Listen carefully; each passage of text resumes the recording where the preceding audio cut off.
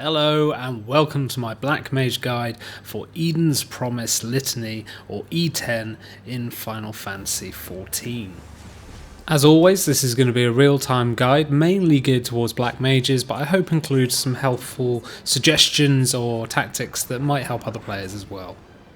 I've also included some visual diagrams which I hope give a bit more indication of what's going on with the shadow mechanics in this fight, as I know in the moment it can be quite hard to see what's going on. Hope you enjoy the guide, so let's go! So we're going to start off with a 15-second countdown, and then no, forget it, crack on. Now I'm going to be getting right up in the boss's personal space for this one. So when you're ready, I put down your first ley lines right underneath the boss. First up will be Forward Implosion, which will be a 180-degree cleave in the direction the boss is facing. So make sure that you're just behind the halfway mark of his hitbox. Shortly after is where the fun starts. Forward Shadow Implosion is the same mechanic again, but is determined by the orientation of the shadow. The shadow that appears on the floor indicates the backside of the boss, so a forward implosion will be the opposite direction of that shadow. Next up, Deep Shadow Nova, which is raid-wide AoE.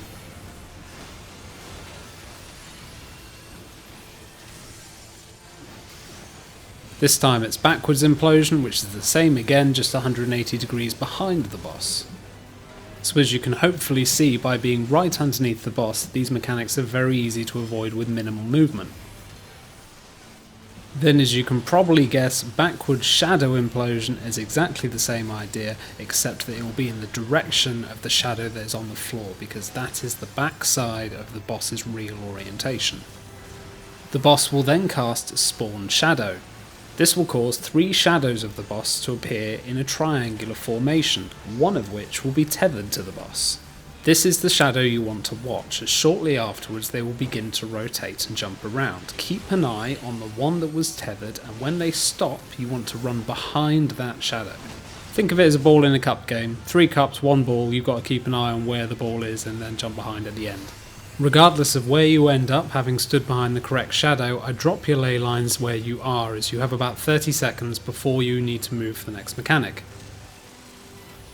There'll be another Deep Shadow Nova AoE, and then it will be followed by Fade to Shadow. 2 shadow puddles will appear on opposite intercardinals. Now, as these can appear in either orientation, it is potluck as to whether or not you are in the safe zone already in your ley lines. However, not to worry, as there is plenty of time to move, and you can wait in your ley lines until the end if need be, and then move into the safe spot. As you can see, the safe spots are pretty large, so you shouldn't have any problems there. I like to stand on one of these corner marks and then stay here, as shortly after he will go up on his hind legs and do a point blank AoE, marking the transition to the next phase. So if you stay out here, it saves having to run out.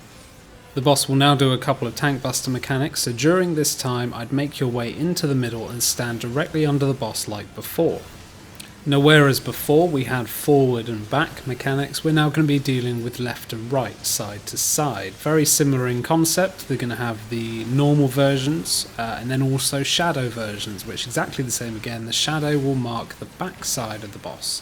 Left and right Giga Slashes will cleave 180 degrees on the respective side of the boss.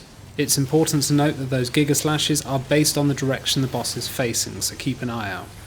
So now we'll see the Shadow Slashes. The direction of these is determined by the shadow that appears on the floor, which is once again his backside.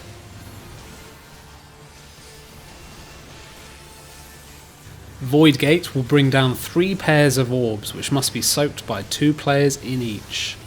Now, you'll probably still be in your ley lines at this point, and I don't really want to get involved in this. I just want to do big deep, but just keep an eye out just in case you have to be a team player, because you know how it is. After that resolves, things start to get a little bit nasty as we start to see the Shadow Slashes, but this time in pairs.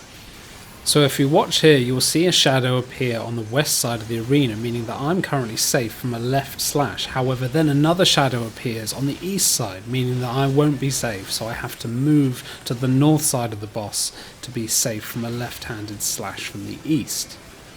Use your knockback immunity here, and this marks the transition back to the original phase where the boss is on all fours. By this point we've seen all of the different mechanic concepts, but they'll start to overlap in a couple of combinations from here on out. Spawn Shadow will bring out the 3 shadows of the boss again in a triangular formation. One will be tethered, keep an eye on it, and they will start to jump clockwise. However, as I mentioned earlier, keep an eye as on the last jump it is possible that they will go backwards, anti-clockwise, so it can throw you off. Once you've moved behind the correct shadow, be prepared to move as some players will drop AoEs. Once you've moved, you can drop down your next ley lines and get that started. Though it doesn't matter on position too much, in hindsight it would make sense to put your lines directly under the boss again, as after the AoE we're going to be dealing with the forward and back mechanics, and so the closer you are, the easier it is to avoid. As before, when the boss was on its hind legs, we're now going to see the shadow mechanics in pairs. 2 shadows will appear, indicating the back side of the real boss orientation for the forward and back mechanic. Though they appear opposite each other in this video, they can appear in any orientation, so they can appear at a right angle to each other. Once we're past another Deep Shadow Nova AoE, we're going to see Fade to Shadow again, but this time with a little bit of a difference. The same 2 puddles will appear in opposing into cardinal corners, but this time, as opposed to running straight into one of the safe corners, stay under the boss, as just afterwards the boss will then do forward or back implosion facing one direction, so that will mean that one of the corners isn't safe, so you want to wait until that appears before moving. Just like before, I'd stay in the safe corner, as the boss is shortly going to go up on its hind legs again and do a point blank AoE. Once the point blank AoE resolves, you can move back in with the rest of the team, and that's going to be followed by the Void Gate mechanic. Though I don't want to seem too selfish, it's easier not to get involved in this if you don't have to, because your ley lines will be coming up and you can place that back down under the boss again, which will make it nice and easy for you to avoid the upcoming left and right slashes.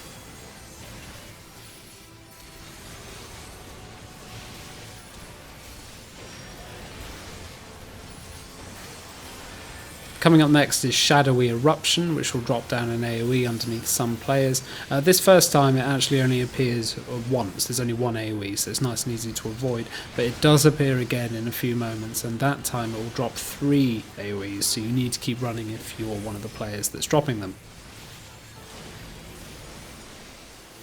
Though it's easy for us to ignore the tank busters as they don't involve us, the one thing to note, and I was a victim to it a couple of times myself, is that after Umbra Smash, the boss will do Shadow's Edge, which is a column AoE in the direction of the main tank. So you just want to make sure that you're just behind the boss a little bit, so you're not in risk of getting hit by that AoE. So here comes that Shadowy Eruption I mentioned, which will drop the AoEs under some players again, but this time it will drop 3 in a row, so you need to keep running if it's underneath you. As that's going on, there'll be another knockback, and that's marking the transition for the boss to go back onto all fours. Well, that's it for E10, it's rinse and repeat from here on out. I have to say I really enjoyed this fight, really keeps you on your toes, and any excuse to listen to this absolute banger of a tune is always a blessing. Next I'll move on to E11, but in the meantime if you have any questions or comments please do let me know, otherwise I will see you on the next one. Ciao for now.